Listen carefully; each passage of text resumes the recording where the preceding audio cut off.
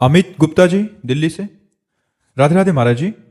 महाराज जी, जिंदगी में सब कुछ हासिल है लेकिन मेरा ठहराव नहीं हो पा रहा। मैं चंचल हूं, कभी इधर भागता हूं, कभी उधर, कभी इनकी पूजा करता हूं, कभी उनकी पूजा करता हूं। एक दिन एकांतिक में उसने कहा, विश्व का हर सुख हमारे पास है, विश्व का हर सुख हमारे पास है, लेकिन मेरा मन शांत नहीं है।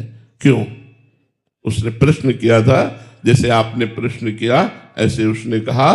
तुमने कहा तुम्हारे पास भगवान नहीं, तुम्हारे जीवन में भगवान का अस्तित्व नहीं है, तुमने भगवान की शरणागति नहीं ली, भगवान का आश्रय नहीं लिया, इसलिए मन बिना भगवान के नहीं टिक सकता।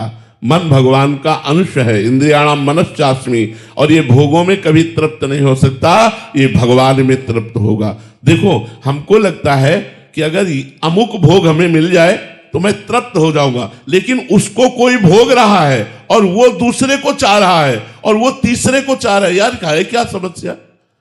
इस बात को समझना चाहिए कि भोगों से कभी किसी को तृप्ति नहीं हो सकती। एक बार चक्रवर्ती सम्राट महाराज भर्तरी जी ने अपने मन को पढ़ा कि ये चाह क्या रहा है, तो मन में निकला एक सुंदर स्त्री का संयोग। चक्रवर्ती सम्राट थे, उन्होंने ऐलान कर दिया कि चक्रवर्ती सम्राट महाराज भर्तरी ब्याह करना चाहते हैं, लेकिन अपनी पसंद का, सुंदरियां एकत्रित हो और हम उसे चुनेंगे। तो चुना एक बहुत ही सर्वांग सुंदर, उनके मन को अच्छी लगने वाली, जिसका नाम पिंगला था, उसको चयन किया। अब वो बहुत ही महान पुरुष थे, इसलिए कोई साधारण भोगी पुरुष तो थे नहीं। तो उन्होंने कहा मैं राजकर्म से इस्तीफा देता हूं और विक्रमादित्य मेरा छोटा भाई राजकर्म को देखेगा, मैं केवल भोग भोगूंगा, क्योंकि मेरा मन कह रहा है कि इसमें सुख है, तो मैं खोज करूंगा। एक अलग महल हो, तो चक्रवर्ती सम्राट थे, सारी व्यवस्था हो गई, राज कानून को विक्रमादित्य ने अपने हाथों में संभाल लिया। बहुत बड़े, वो भी बलशाली और बुद्धिशाली थे विक्रमादित्य जी। भर्तरी जी तो अनन्य थे, केवल पिंगला के, लेकिन पिंगला को अच्छा नहीं लगता, वो सुंदरी थी, उसका मन था और कुछ। तो एक दिन वो महल की खिड़की से झांक रही थी, तो एक सर्वांग पुष्ट अश्वपाल जो घोड़ों की रक्षा करवाता था, वो सबका प्रधान था, उसको देखा, उसको जमा। भर्तरी जैसे चक्रवर्ती सम्राट से मन हटकर घोड़ों की रक्षा करने वाले में मन उसका लगा। और रानी थी, अपनी दासी से बोली, उससे मिलने का एकांत समय। वो मिला, सरकार, उनका ऐसे नहीं, हम तुमसे दोस्ती करना चाहती है। अरे सरकार, हम तो आपकी जूती हैं, दोस्ती क्या, हम तो आपके घोड़ों की सेवा करने वाले हैं।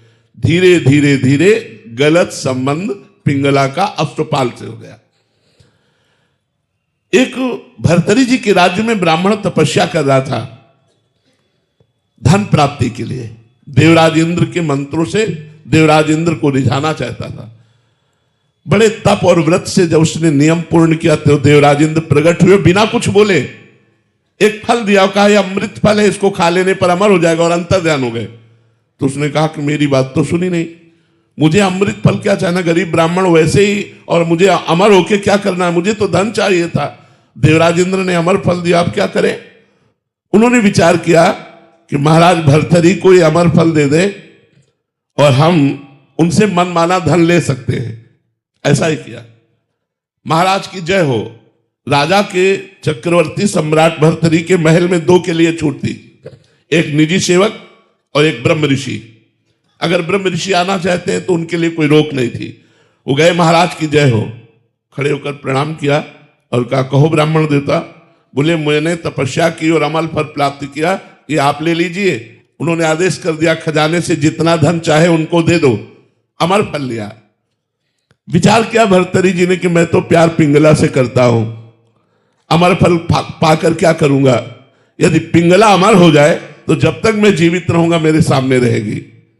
पिंगला को बुलाया और कहा, मेरे राष्ट्र के ब्रह्म ऋषि ने तपस्या के द्वारा ये अमर फल प्राप्त किया, इसे आप स्वीकार कर लीजिए और खा लीजिए। उनका अमर फल तो स्नान आदि करके पवित्र अवस्था में पाया जाता, मैं पालूंगी, आप निश्चिंत रहिए। उसने विचार किया कि मैं अमर फल खा करके क्या करूंगी, अगर मेरा दोस्त अश्वपाल अमर हो जाए तो मुझे, उसने अश्वपाल को अमर फल दे दिया। अश्वपाल का राजा के दरबार में नृत्यांगना जो नौ युवती वैश्या थी उससे भी संपर्क था। उसने सोचा अगर वो वैश्या अमर हो जाए तो मेरा जीवन सफल हो जाए। उसने अपनी प्रेमिका वैश्या को दे दिया। वैश्या ने विचार किया मैं नाचने वाली इस अमर फल को खाकर क्या करूंगी, अगर महाराज भर्तरी अमर हो जाए तो वो फल फिर भर्तरी जी के पास पहुंच गया। वैश्या ने जाकर जय हो सरकार, वो निजी सेवकों में थी, ये अमर फल लीजिए। भर्तरी जी ने सुना अमर फल, वैश्या राष्ट्र का ब्रह्म ऋषि बोल रहा है, वो तो समझ में आया। वैश्या से कहा सत्य बोलना नहीं मृत्यु दंड दूंगा। यह अमर फल तुझे कहां से प्राप्त हुआ? बोले महाराज अश्वपाल से। चलो एकांत हो, जब मैं बुलाऊं तब आना। भर्तरी जी ने कहा मैं कल दरबार में पेश हो रहा हूं। दरबार में पेश हुए, अश्वपाल को बुलाया, अगर सत्य बोलेगा तो तुझे माफ कर दूंगा, बोल तुझे यह अमर फल कहां से मिला? तो उनका महारानी पिंगला ने दिया।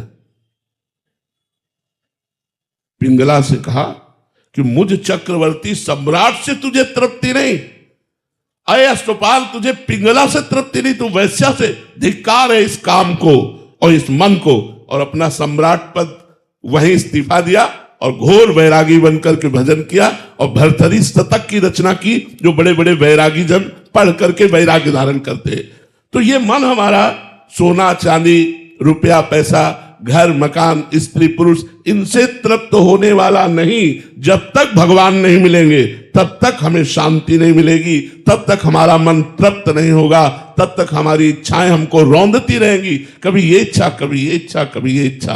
आप जब अपने से बड़े को देखेंगे तो आपके हृदय में जलन हो जाएगी, लगेगा मुझे ऐसा होना चाहिए। जब आप वैसा हो जाएंगे तो आपको और बड़ा दिखाई देगा, माया आपके सामने पेश करती जाएगी। तृप्ति कभी नहीं होगी, तृप्ति होगी भगवान की प्राप्ति से। तब लगी कुशल न जीव कहूं, सपने हूं मन विश्राम, जब लगी भजत न राम कहूं, शोक धाम तज काम। जब तक भगवान का भजन नहीं होगा तब तक तृप्ति नहीं हो सकती।